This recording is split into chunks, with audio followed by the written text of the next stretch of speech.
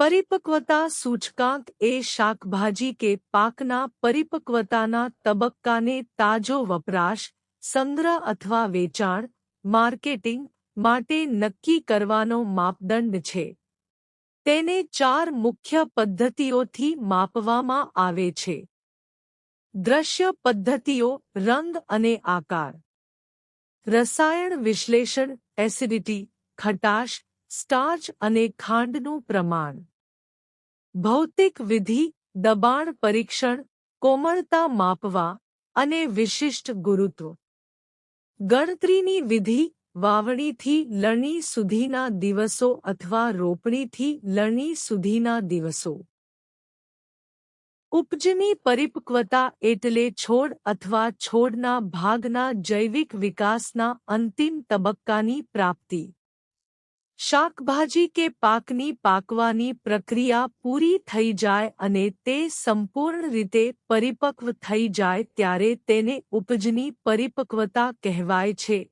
ટામેટા, બટાકા અને સૂકા મરચાની લણણી સંપૂર્ણ પરિપક્વ અવસ્થામાં થાય છે. બાગાયતી પરિપક્વતા એ પરિપક્વતાનો એક તબક્કો છે, જેના પર ઉત્પાદન સૌથી ઇચ્છનીય રૂપમાં હોય અને ઉપભોક્તાઓ, ગ્રાહકો, ની પસંદગી માટે લણણી કરવામાં આવે છે.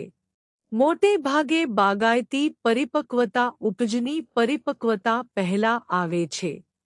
રીંગણ અને લીલા મરચાની લણણી બાગાયતી પરિપક્વતાના આધારે કરવામાં આવે છે. ક્લાઇમેટિક અને નોન-ક્લાઇમેટિક શાકભાજીઓ. શાકભાજીઓને તેમના શ્વસન દરના આધારે 2 જૂથમાં વર્ગીકૃત કરવામાં આવે છે. ક્લાઇમેટિક શાકભાજીઓ: આ પાકોમાં પાકવાની પ્રક્રિયા શ્વસનમાં ઝડપી વિકાસ સાથે જોડાયેલી હોય છે. પાક્યા પછી તે વધુ પ્રમાણમાં એથિલિનનું ઉત્પાદન કરે છે અને છોડ પરથી લણણી કર્યા પછી પણ પાકી શકે છે. ઉદાહરણ: ટામેટા, શક્કરટેટી. નોન-ક્લાઇમેટિક શાકભાજીઓ: આ પાકોમાં લણણી પછી શ્વસન દર અને એથિલિનનું ઉત્પાદન વધતું નથી, જેથી તે લણણી કર્યા પછી સરખી રીતે પાકતા નથી. ઉદાહરણ: કાકડી, રીંગણ, મરચાં, સીતાફળ વગેરે. સોલેનેસી ફેમિલીની શાકભાજીમાં પરિપક્વતાના નિર્ણયની જુદી જુદી રીતો જણાવો. સોલેનેસી ફેમિલીની શાકભાજીઓ, જેમ કે ટામેટા, રીંગણ, મરચાં, બટાકા, ક્યારે લણણી માટે તૈયાર છે? તે નક્કી કરવા માટે મુખ્યત્વે 4 પદ્ધતિઓનો ઉપયોગ થાય છે. દ્રશ્ય પદ્ધતિઓ. રંગ: ફળનો રંગ બદલાય છે. જેમ કે, ટામેટા લીલામાંથી ગુલાબી કે લાલ થાય છે. આકાર: શાકભાજી એક ચોક્કસ અને ઇચ્છનીય આકાર અને કદ પ્રાપ્ત કરે છે. રાસાયણિક વિશ્લેષણ. ફળમાં રહેલા સ્ટાર્ચ, એસિડિટી, ખટાશ અને ખાંડ, મીઠાશ ના પ્રમાણની ચકાસણી કરવામાં આવે છે. જેમ ફળ પાકે તેમ એસિડિટી ઘટે છે અને ખાંડનું પ્રમાણ વધે છે. ભૌતિક વિધિઓ.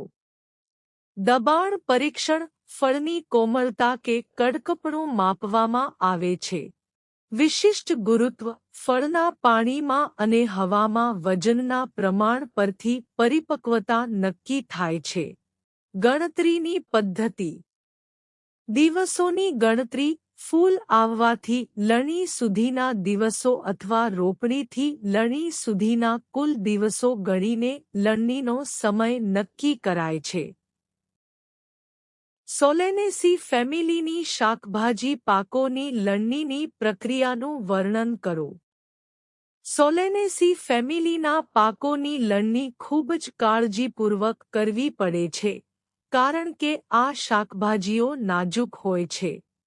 લણણીની પ્રક્રિયા મુખ્યત્વે 2 રીતે થાય છે. હાથથી લણણી. આ સૌથી વધુ સ્વીકાર્ય અને યોગ્ય રીત છે. રીત: અનુભવી મજૂરો દ્વારા હાથ વડે કોમળ ગતિથી ફળ અને શાકભાજીને છોડથી અલગ કરવામાં આવે છે. કતરણ કે ચપ્પા વડે દાંડી કાપીને અથવા ખોદાણ કરીને પાક ઉતારાય છે. કાળજી: સૂર્યના તડકાથી બચવા લણણી સવારે અથવા સાંજના સમયે અને ઠંડા વાતાવરણમાં કરવી જોઈએ. હાથમાં કોટનના મોજા પહેરવા અને નખ કાપેલા રાખવા જેથી ફળ પર ઉજરડા ન પડે. યાંત્રિક લણણી: મશીનો, ખાસ સાધનો કે રોબોટિક સિસ્ટમ વડે લણણી કરવામાં આવે છે. આ પદ્ધતિથી મજૂરીના ખર્ચમાં 30% થી 45% સુધીની બચત થાય છે અને કામ ઝડપી થાય છે. મોટે ભાગે પોલી હાઉસ કે મોટા ખેતરોમાં આ પદ્ધતિ ઉપયોગી છે.